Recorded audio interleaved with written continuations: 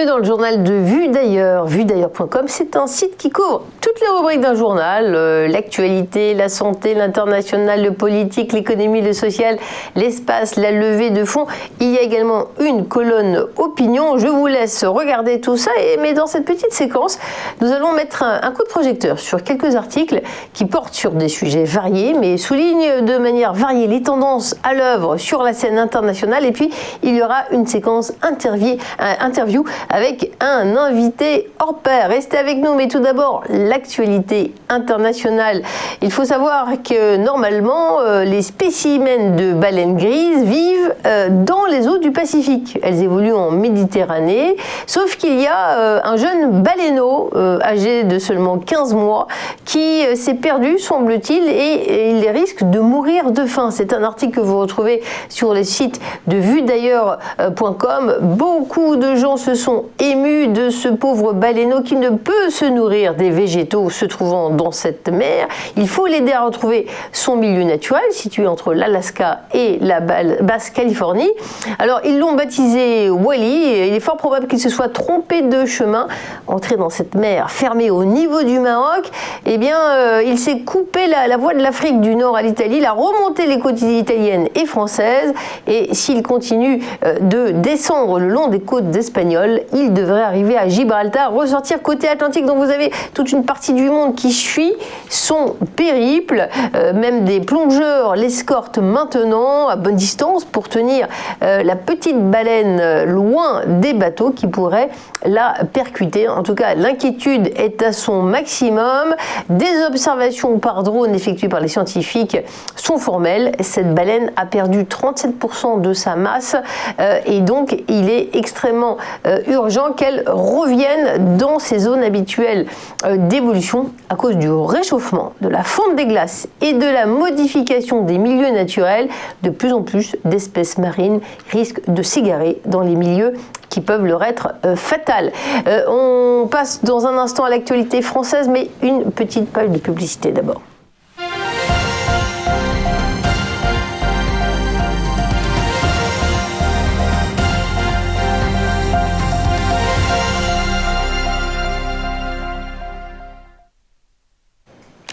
Pour faire face à l'inflation des prix de l'immobilier dans la capitale, la ville de Paris va proposer aux classes moyennes d'acheter des logements dont le principe est basé sur la séparation du foncier et du bâti. Ça a l'air sérieux, mais l'article sur VueDailleurs.com est intitulé de manière un petit peu insolente « Des logements parisiens à moitié prix, de qui se moque-t-on ?»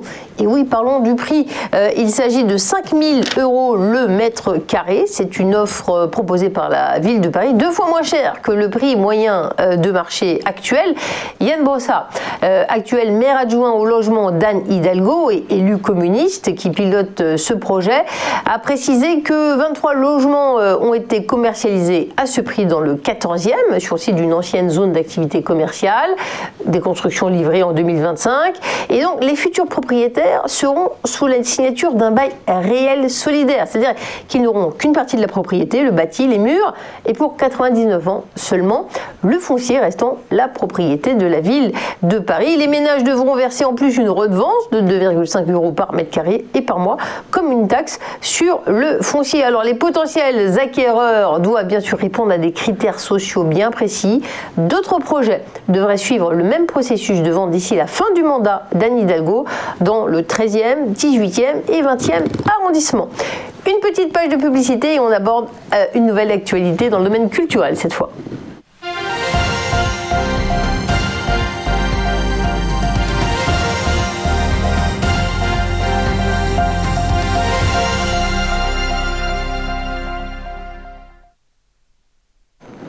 Eh bien, si vous consultez la rubrique culturelle du site VueDailleurs.com, vous allez découvrir comme moi l'œil de la femme à barbe qui présente les mondes magiques. C'est un article qui nous fait découvrir Sophie Saint-Rapt, née en 1960.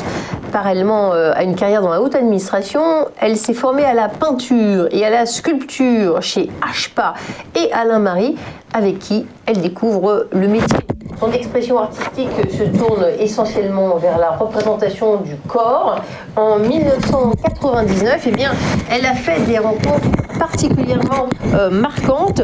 C'est le cas de Pascal Govard, je remets mon micro qui s'est désolidarisé, et Nicolas Duménil-Dubuisson, les fondateurs de l'atelier Pasnik. Eh bien, avec eux, Sophie a découvert la gravure et le carborandum. Elle a gravé son premier ouvrage de bibliophilie à partir de poèmes de Verlaine. Suivant une vingtaine de livres d'artistes, gravures chez Pasnik et des dessins aux éditions Le Renard Pâle, plusieurs séries de peintures et fusains déclineront son thème favori, les femmes.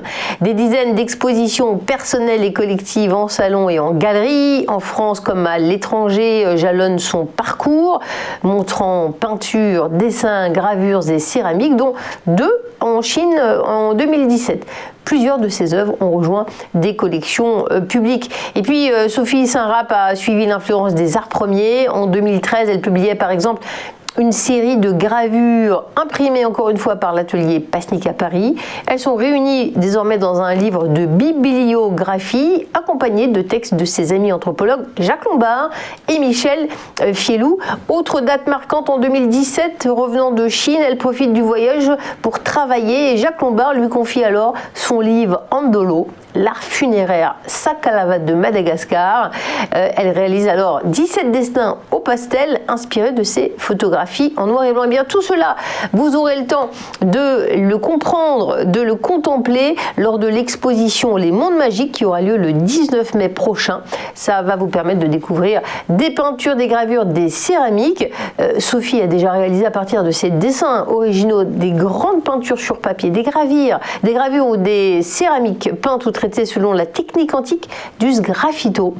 Créée par un collectionneur amateur du travail de Sophie Saint-Rape, la toute nouvelle galerie Gibard à Levallois-Perret va donc organiser son inauguration. C'est dans quelques jours. Voilà, c'était la rubrique culturelle. Dans un instant, on passe à l'interview. Restez avec nous.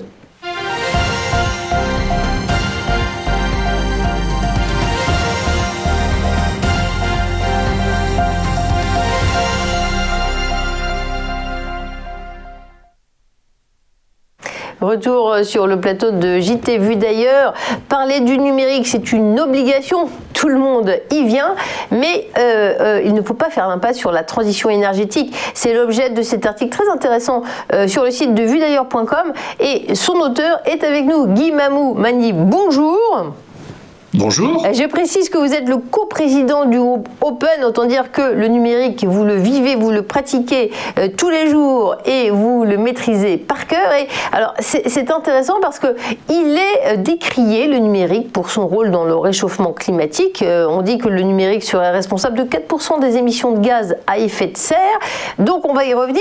Est-ce que tout de même, en préambule, vous pourriez nous rappeler les apports, les bénéfices du numérique avant de parler de son impact sur la transition écologique? Oui, en effet, Fabienne, vous le savez, je suis un ardent promoteur de la transformation numérique dont on a vu les bienfaits au cours de cette crise sanitaire, que ça soit pour l'école où des millions d'enfants ont pu continuer à travailler, que ça soit pour la santé où de plus en plus le numérique permet d'améliorer la santé de l'humanité, ou que ça soit tout simplement pour le travail. Quand je pense aux 3700 collaborateurs d'Open qui en quelques jours ont pu se mettre au travail grâce au numérique, eh bien, je crois qu'on peut se dire que on aurait vu une toute autre tête de cette crise s'il n'y avait pas le numérique. Et juste pour un clin d'œil pour tous ceux qui disent que numérique et déshumanisation vont ensemble, comment, grâce au numérique, on a pu avoir justement des liens sociaux qui se sont créés pendant cette crise. Alors, les effets sur l'environnement, on a vu cette semaine justement Elon Musk par exemple dire on va arrêter d'utiliser les bitcoins pour acheter des Tesla parce que ça a un effet, effectivement, le minage négatif sur l'environnement. Donc cette prise de conscience que même le numérique, malgré ses vertus, doit prendre en compte l'environnement, c'est une prise de conscience que vous avez faite bien avant tout le monde. Non mais vraiment, je crois que c'est très important parce que autant, comme je viens de le dire, je vois beaucoup d'aspects positifs dans le numérique, autant il faut le faire sans angélisme. Alors il y a beaucoup de risques, d'ailleurs plus ou moins fantasmés.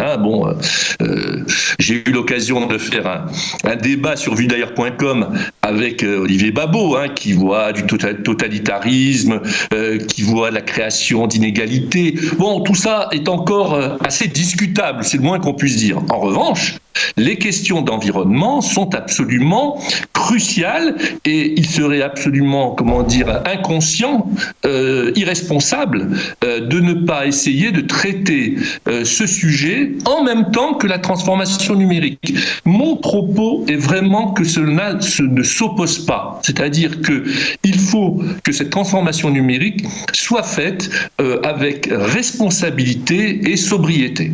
Mais alors comment on fait ? Lorsqu'une entreprise a un besoin de numérique, il faudrait qu'elle demande le bilan carbone à tous ses prestataires. Concrètement, comment ça se passe ?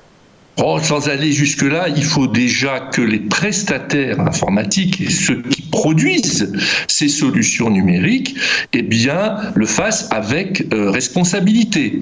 D'abord, vous savez, il y a des façons de développer nos applications qui sont plus ou moins sobres. Donc, il est très important de le faire de façon responsable de ce point de vue-là. Et puis, tous ceux, vous savez que le principal sujet dans la production de CO2 par le numérique et le stockage des données.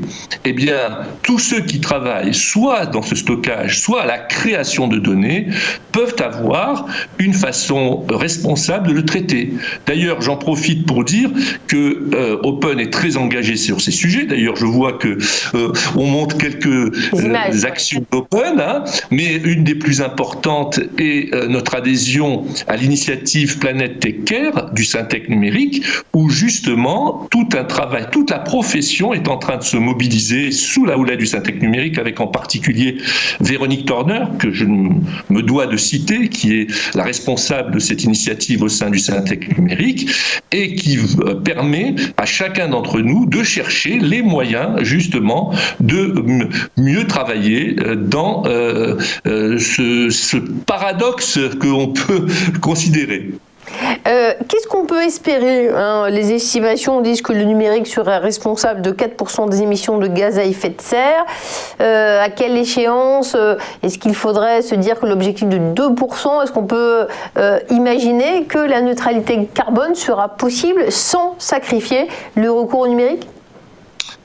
D'abord, il faut quand même aussi mettre dans la balance les économies que le numérique permet de faire, parce que lorsque vous voyez le nombre de voyages qui ont été diminués grâce au numérique, ou que cela soit par exemple la gestion de la circulation, du stationnement, les optimisations de la production d'électricité, tout ça, ce sont des éléments qui ne rentrent pas dans ces fameux 4%. Donc, je dirais qu'il faudrait avoir une balance complète pour avoir une analyse réaliste. En revanche, cela n'enlève rien à notre propre responsabilité. Et je pense que l'on peut diminuer sensiblement cette production dans les années à venir par les éléments que je viens de décrire, comme l'éco-conception ou la gestion des data. Alors, s'il s'agit de dire qu'il faut réduire ou ralentir, c'est le nouveau terme, ralentir la transformation numérique pour moins produire du carbone, alors je ne suis absolument pas d'accord. Donc pour moi, on doit en même temps accélérer la transformation numérique et en même temps chercher les moyens d'une moindre production de CO2. Alors, il y a des initiatives à prendre au niveau, effectivement, des acteurs du numérique, dans les entreprises. Est-ce que, au niveau individuel, y a-t-il des bonnes pratiques, tout simplement, pour une utilisation sobre et responsable des outils informatiques ? Mais je crois que oui, beaucoup de gens. D'ailleurs, vous savez que je suis pour la promotion de l'éducation, la culturation, la formation dans le numérique, et son utilisation sobre devrait faire partie de cette formation. Alors, j'ai regardé avec beaucoup d'attention le débat entre Cédrico et François Ruffin il y a quelques jours. Ça m'a fait sourire parce que François Ruffin, qui a été évidemment très bien contredit par Cédrico, propose de donner des limites à l'utilisation. C'est absolument impossible, comme l'a très bien expliqué Cédrico. Non, il faut que chacun d'entre nous comprenne que, quand on utilise le numérique, on y laisse une trace et on produit du CO2. Je crois que c'est de la même façon, le même type de responsabilité que quand on enseigne aux enfants qu'il ne faut pas allumer la lumière inutilement, qu'il ne faut pas jeter des papiers dans la rue. Enfin, tout ça, ce sont des choses basiques. Et dans le numérique, évidemment, il faut savoir utiliser ses mails, il faut savoir utiliser de façon responsable Internet et ne pas faire n'importe quoi. Je crois que tout ça est un ensemble aujourd'hui d'une prise de conscience de notre responsabilité dans l'environnement et le numérique en fait partie. Très bien. Eh bien, merci Guy Vamou-Magny. On était avec le coprésident du groupe Open, acteur du numérique et responsable en même temps. Merci de nous avoir suivis. C'est la fin de ce journal de Vue d'ailleurs. Et très bonne journée sur les marchés et très bon week-end.